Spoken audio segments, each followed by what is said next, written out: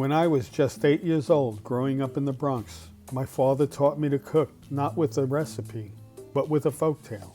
He was a great storyteller, and he told me the story of stone soup, though he called it rock soup. Then he sent me out to find a rock of my own. I found the perfect rock nestled in the railroad tracks a few blocks from my home. After I rushed home and showed my father the rock, we walked to the overflowing produce truck that was parked along a street in our neighborhood, where he taught me how to select the freshest vegetables by feel and by smell. I learned to chop, slice, saute, and simmer our harvest into a fragrant, bubbling soup, and when it was done, we shared that nourishing meal with warm bread and full hearts around our family table. This cherished memory lives in my heart to this day. It was more than cooking.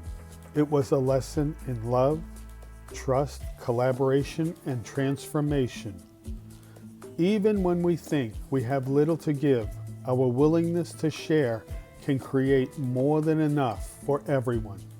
That moment changed my life, and I believe that this story can change others' lives too. Do you remember when parents and grandparents bought classic books for their newborns to wait years to read them to their children? We believe this is such a book.